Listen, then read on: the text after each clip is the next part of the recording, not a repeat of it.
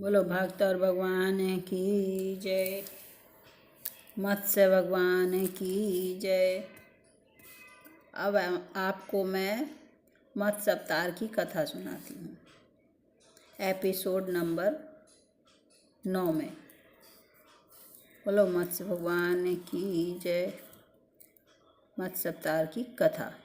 ब्रह्मा जी के सोने का जब समय आ गया और उन्हें नींद आने लगी, उस समय वेद उनके मुख से निकल पड़े और उनके पास ही रहने वाले हयग्रीव नामक दैत्य ने उन्हें चुरा लिया।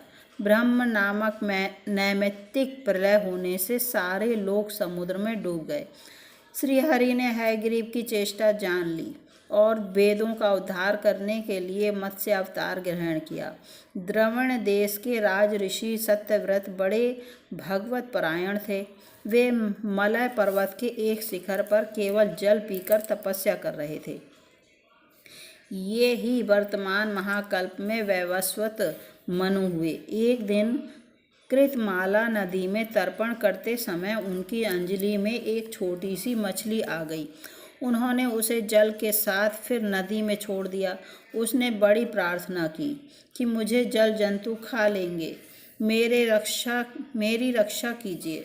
राजा ने उसे जल पात्र में डाल दिया। वह इतनी बढ़ी कि कमंडलू में स्थान न रहा। तब राजा ने उसे एक बड़े मटके में रखा दिया। 2 घड़ी में वह 3 हाथ की हो गई।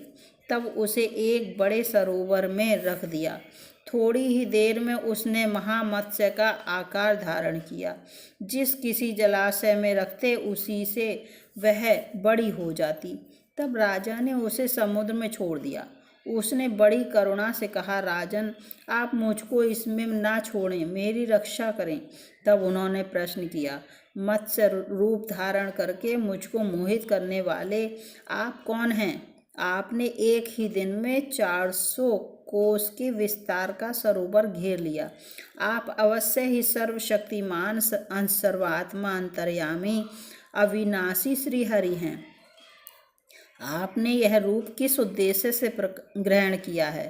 तब भगवान ने कहा, आज से 7वें दिन तीनों लोग प्रलयकालीन समुद्र में डूब जाएंगे।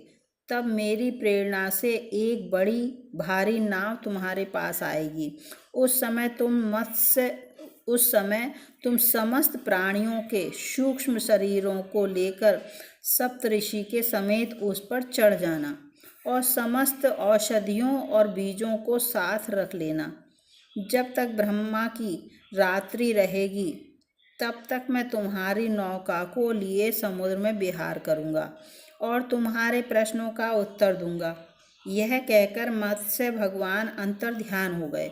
प्रलय काल में वैसा ही हुआ जैसा भगवान ने कहा था। मत्स्य भगवान प्रकट हुए। उनका शरीर सोने के समान दैदीप्यमान था और शरीर का विस्तार 4 लाख कोस का था। शरीर में एक बड़ा भारी सींग भी था। वह नाव वासुकी नाग से सींग में बांध दी गई। सत्यव्रत जी ने भगवान की स्तुति की। भगवान ने प्रसन्न होकर उन्हें अपने स्वरूप का संपूर्ण परम रहस्य ब्रह्म तत्व का उपदेश किया, जो मत्स्य पुराण में है। ब्रह्मा की नींद टूटने पर भगवान ने हयग्रीव को मारकर श्रुतियाँ ब्रह्मा जी को लौटा दी। बोलो मत्स्य भगवान की जय। अब दूसरा खंड, दूसरी कथा सुनिए मत्स्य अवतार की। समुद्र का एक पुत्र शंख था। उसने देवताओं को परास्त करके उनको स्वर्ग से निकाल दिया। सब लोकपालों के अधिकार छीन लिए। देवता मेरु गिरी की कंदराओं में जा छिपे, शत्रु के अधीन ना हुए। तब दैत्य ने सोचा कि देवता वेद मंत्रों के बल से प्रबल प्रतीत होते हैं, अतः मैं वेदों का अपहरण करूंगा। ऐसा निश्चय करके वह वेदों को हर लाया। ब्रह्मा जी कार्तिक की प्रबोधनी एकादशी को भगवान की शरण गए। भगवान ने आश्वासन दिया और मछली के समान रूप धारण करके आकाश से वे विंध्य पर्वत निवासी कश्यप मुनि की अंजलि में गिरे। मुनि ने करुणावश उसे क्रमशः कमंडलू, कूप, सर, सरिता आदि अनेक स्थानों में रखते हुए अंत में उसे समुद्र में डाल दिया। वहाँ भी वह बढ़कर विशालकाय हो गया। तदंतर उन मत्स्य रूपधारी भगवान ने शंखासुर का वध किया और विष्णु रूप में उसे हाथों में लिए वे बद्री वन में गए। वहाँ संपूर्ण ऋषियों को बुलाकर आदेश दिया कि जल के भीतर बिखरे हुए वेदों की खोज करो और रहस्य सहित उनका पता लगाकर शीघ्र ही ले जाओ। तब तेज और बल से संपन्न समस्त मुनियों ने यज्ञ और बीज सहित वेद मंत्रों का उद्धार किया। जिस वेद के जितने मंत्रों को जिस ऋषि ने उपलब्ध किया, वही उतने भाग का तब से ऋषि माना जाने लगा। ब्रह्मा समेत सब ऋषियों ने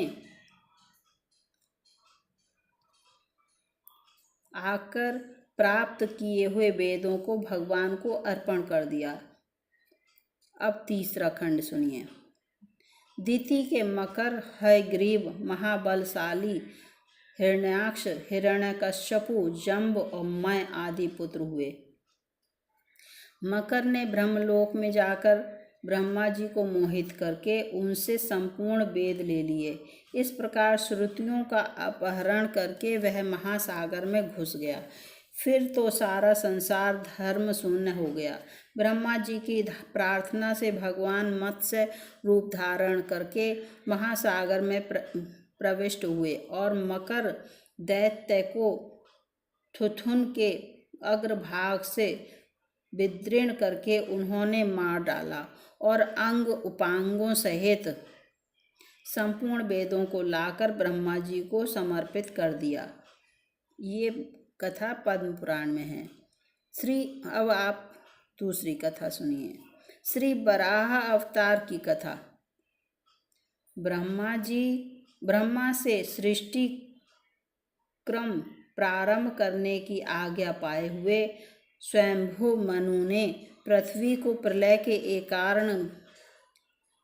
एकारणव में डूबी हुई देखकर उनसे प्रार्थना की कि आप मेरे और मेरी प्रजा के रहने के लिए पृथ्वी के उद्धार का प्रयत्न करें, जिससे मैं आपकी आज्ञा का पालन कर सकूं। ब्रह्मा जी इस विचार में पड़कर कि पृथ्वी तो रसातल में चली गई है, इसे कैसे निकाला जाए, वे सर्वशक्तिमान श्री हरि की शरण गए।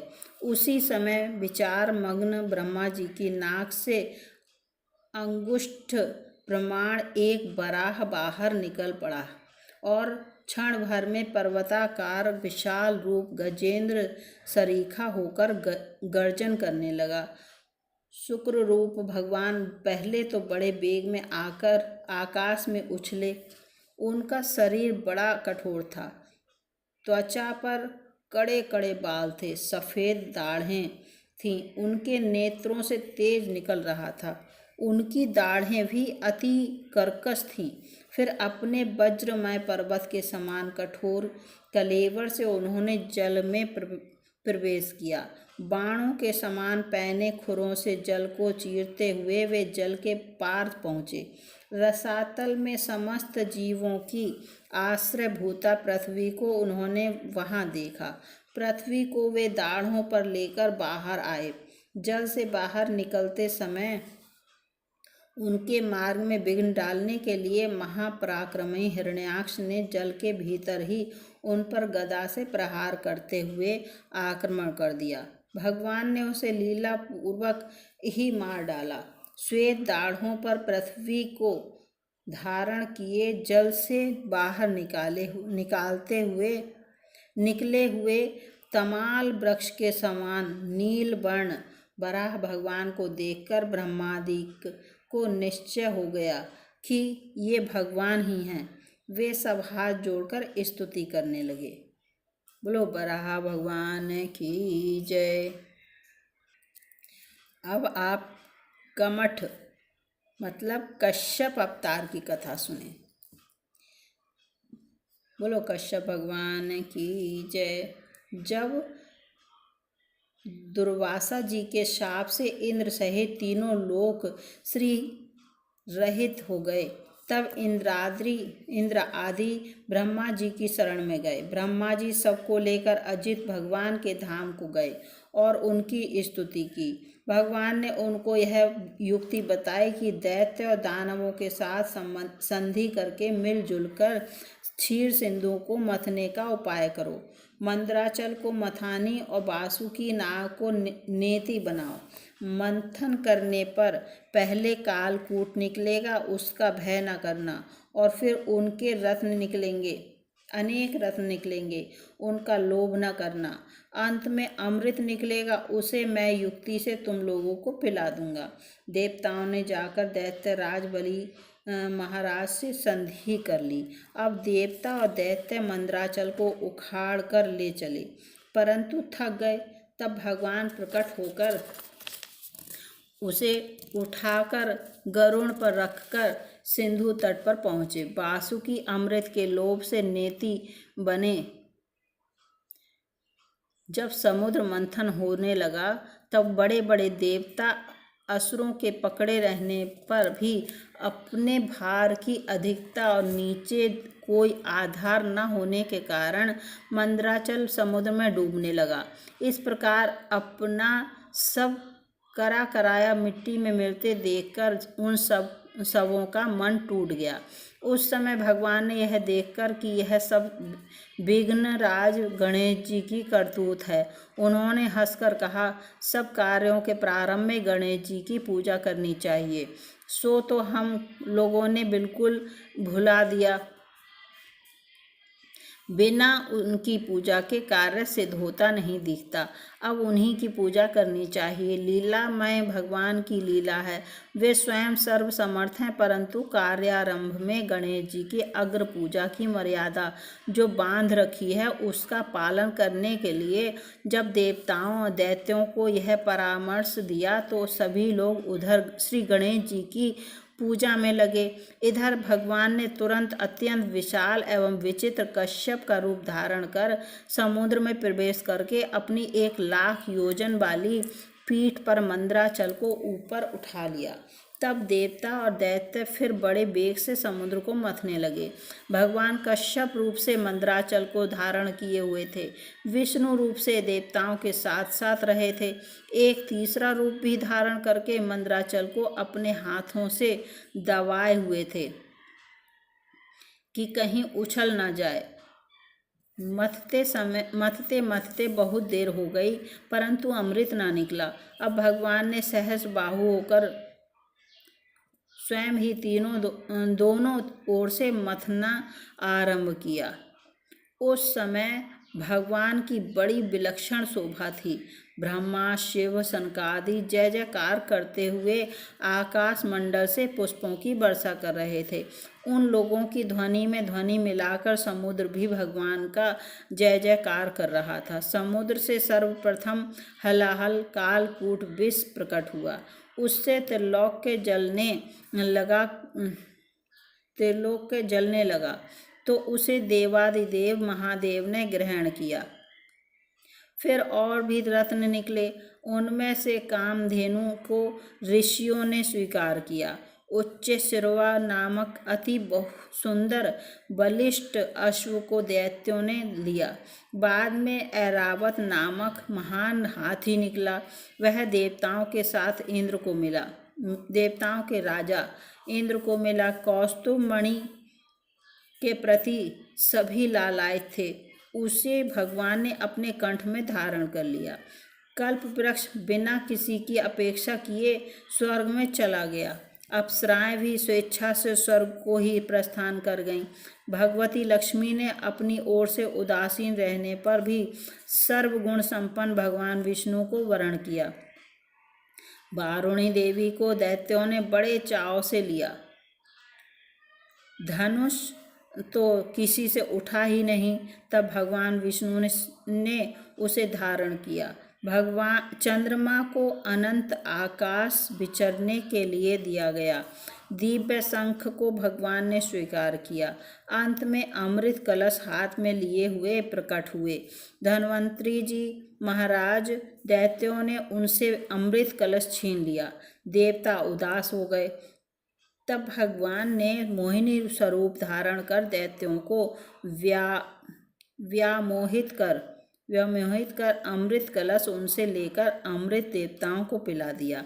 देवताओं की पंक्ति में सूर्य और चंद्रमा के बीच में एक राहु नामक दैत्य वेश बदलकर आ बैठा था। उसे अमृत पिलाया ही जा रहा था कि चंद्रमा और सूर्य ने बतला दिया और तुरंत ही भगवान के चक्र ने उसका सिर धड़ से अलग कर दिया। परंतु कुछ अमृत उसे मिल चुका था, अतः सिर कटने पर भी मरा नहीं, इसलिए उसे ग्रहों में स्थान दिया गया। राहु अब भी सूर्य चंद्रमा से बदला लेने के लिए उनके पर्व अमावस्या और पूर्णिमा पर आक्रमण करता है, जिसे ग्रहण कहते हैं। देवताओं ने अमृत पी ही लिया था, भगवान का आश्रय था ही, अतः अब की बार संग्राम में विजय देवताओं की हुई। बोलो कश्यप जी महाराज की जय, सभी संतों की जय, सभी भक्तों की जय, भक्त भगवान की जय। 9वां अध्याय 9वां एपिसोड समाप्त। जय श्री राम।